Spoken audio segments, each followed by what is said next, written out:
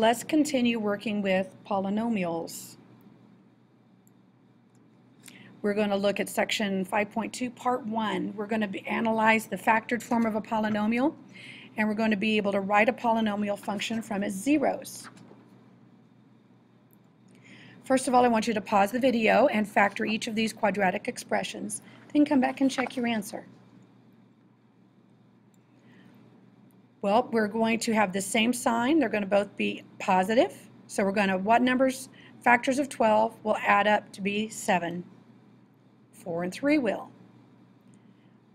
What factors of 20, their difference is 8. That would be 10 and 2. Our largest number is going to be positive. What are the factors of 24 that add up to be a negative 14? Negative 12 and negative 2. Okay, we're to write this in factored form. The first thing I see is I can factor out a 3x. When I do that, we're left with x squared minus 6x plus 8. We're not done because we can factor this trinomial. So our answer is 3x times the quantity x minus 4 times x minus 2. Some of our key concepts today. The following are equivalent statements about a real number b and a polynomial. We've discussed this before. X minus b would be a linear factor. B is the zero. B is a root or a solution. These are all terms that are meaning the same thing, where it is crossing the x-axis. This is also the x-intercept. So the steps to graphing a polynomial function is we're going to use the zero product property to find the zeros. We'll find points between those zeros.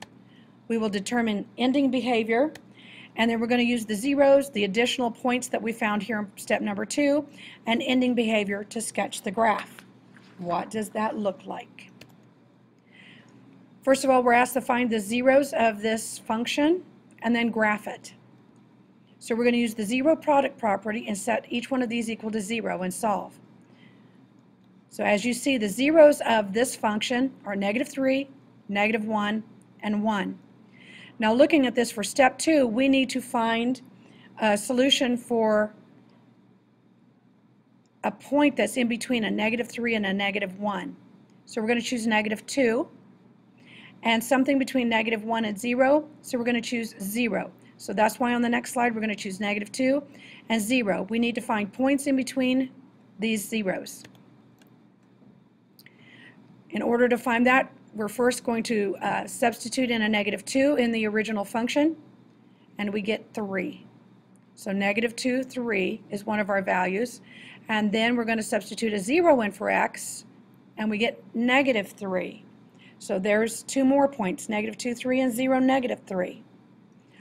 Now we're going to determine our ending behavior. Now the function is cubic. It was to the 3rd power with a leading coefficient of 1. So you know the ends are going to go different directions, and because it's a positive one, it's going to start down and it's going to move its way up because it's going to move in a positive direction. So we're going to use the zeros, additional points, and ending behavior to sketch the graph. So these are the points. Our zeros were negative 3, negative 1, and 1.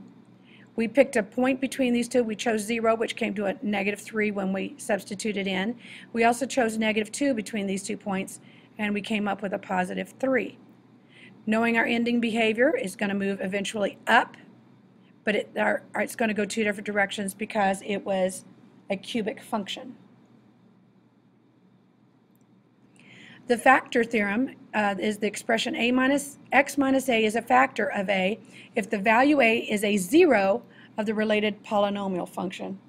That's a lot of words, but it's really pretty simple. We're going to write a polynomial in standard form with zeros at 2, negative 3, and 0. Now remember on the previous slide it said x minus a, so we go x minus 2, x minus a negative 3 will give us x plus 3, and x minus 0.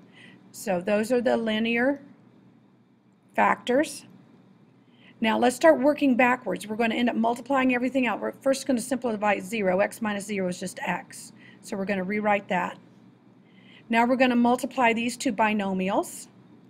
And then finally we're going to multiply the trinomial by x.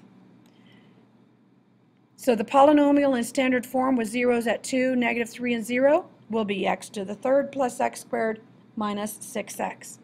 Now it's time for you to practice on your own.